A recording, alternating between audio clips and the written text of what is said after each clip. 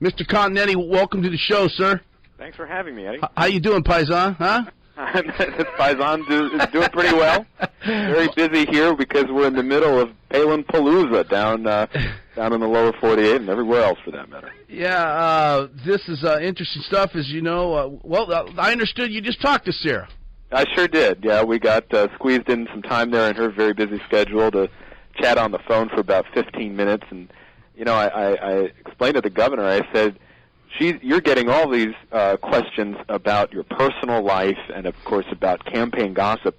I want to hear what you're thinking about the major issues of the day. So we had a very interesting, frank discussion about everything from the Fort Hood tragedy there, the attack there in Fort Hood, to the Tea Party movement, and even that brewing primary fight down in Florida. Yeah. In fact, you know, I was thinking about what you just said, and I've been watching some of the interviews, and we're tentatively scheduled to have her on tomorrow. But that's I'm more in. I don't care about Levi. You know, we heard enough about Levi Johnson. If he wants to drop his shorts for some porn magazine, go for it. But he'll pay for that in the long run. I'm not interested in all this scams. I'm interested in how she envisions America, what she sees, how things are moving forward. Exactly right. The Fort Hood situation, the war on terror, how she contrasts herself with the current administration, all that, and basically policy questions. How did she react to the? You want to share with us a little bit about some of the questions absolutely. that you asked? No, I immediately started writing the post up. It's up there on our Weekly Standard blog right now. I said, Governor, you know, tell me about this trip to Fort Hood that she's making as part of her book tour on December 4.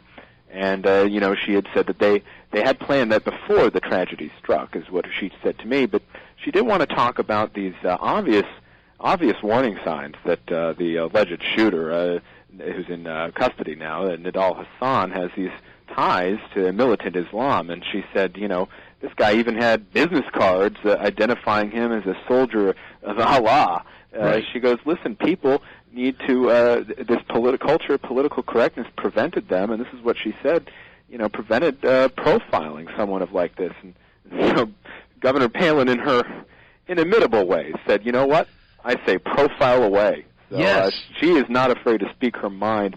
And it's been funny to me, you know, I'm the guy who wrote the book, The Persecution of Sarah Palin, so I'm right. always looking at the media right. aspect. It is funny to me, these major interviewers, they want to focus on the family intrigue, they want to focus on the campaign intrigue and infighting in this McCain campaign. They're not, to date, they're not really giving her much of an opportunity to comment on the scene. Though I did notice that Barbara Walters did begin her interview by saying, you know, what do you think of this guy Obama?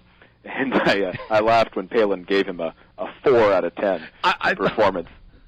You know, I was looking at also one of these Newsweek. You know, it's a competitor of yours, and I hope you guys stomp them every month. Anyways, what's the deal? You know, would they do that to a man? They took a photo from when she was in Runner's World, and she was up here at the time, and he took a picture. She likes to run. Her and Todd are both very athletic and all, and she's in shorts and all. But it's a sexist photo, you know, and they put it on the front of Newsweek. I would think Newsweek is a news magazine. And here you are, you're from the Weekly Standard, and we admire Bill Crystal and all, and your boss and all that. Is that an appropriate picture to put on cover of a news magazine? Well, I got to tell you, my first reaction when I saw that Newsweek cover was, you know what? It just proves my thesis in the persecution of Sarah Palin. The mainstream media from day one has been out to denigrate Sarah Palin, has been out to reduce her to nothing more than kind of just this good-looking woman who doesn't have anything to say, who doesn't really stand for anything. And so then, of course, how do they front her on the cover of Newsweek is they take this photo that she posed for Runner's World magazine. Right. So it makes sense that she would pose for that photo for Runner's World, and they emblaze it on the cover of this magazine Newsweek to say that that's all she is. And it's just I write about this in the book about how, you know, a lot of these gender stereotypes, the things that feminists would normally go crazy about, they bite their tongue when the subject is Sarah Palin. It's just a constant double standard, and really something else to behold. Matthew Continetti, he is the author of The Persecution of Sarah Palin, the book. Now, when is this book out? What is it? Oh, it's in today? force now. It's in force now. It's been out for about a week almost now. Okay. And, yeah, it's out there in the stores and in Amazon.com, of course. So. Well, let me introduce you to a big fan of your book. Okay. And it's the father of Sarah Palin, Chuck Heath. Oh. He's calling in today. Chuck is, I don't know if you ever got an opportunity to meet Chuck. Him and his wife, Sally are just awesome folks. Chuck, welcome to the show, sir. Hi, Eddie. What's happening? Hey, I'm so glad you're listening and calling in. Matthew Continetti, of course, you're hearing the conversation. What do you think, Chuck? Hey, Matthew, I read your book the day before yesterday, and yesterday I gave you an A+. Boy, you hit the nail right on the head. Well, thank you, sir. It's a pleasure to be speaking with you. I didn't get the chance to chat while I was reporting my book, but I hope this is the first of many conversations. Oh, yeah. I noticed in there that you said something about lighted green. Today in the Anchorage Daily News, they had comments concerning Sarah's book. Naturally, they had 10 comments, and they were all negative in the Daily News, and one was by Lighted Green. So you hit a good one there. She's flapping her gums again. You know, it is now, funny. Whoa, wait a minute, guys. I can't that just pass. The father of Sarah Palin has just called former state senator Lida Green flapping her gums. That's beautiful radio. All right, go ahead. I'm sorry. Oh, well, I was just going to say, you know, it was a wonder for me as I was reporting and researching this book. It was the national media down here based in New York and D.C. had never heard of Sarah Palin when John McCain named her to the ticket. There were very few articles in national publications written about her. And so they swarmed Alaska with these teams of reporters whose sole mission, it seems to me, was just to dig up the dirt.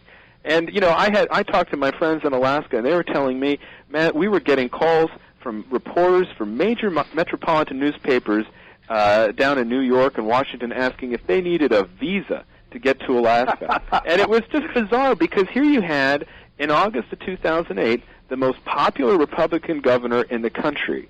And if you read our national newspapers, if you went on CNN or watched the major networks, you would have thought that she was the most hated, unpopular person in the world. It was unbelievable, this disconnect between her high approval ratings and the quotes that appeared in the papers.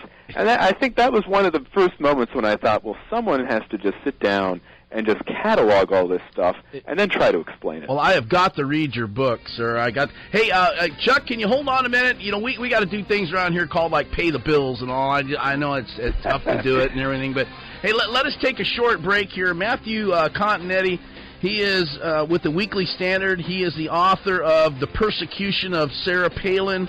I've got to get out and get this book and read it. When I come back, I want to ask you, what's the deal? Why is there this onslaught to take her on and perpetuate these lies day after day? We'll be right back to get some answers to that question.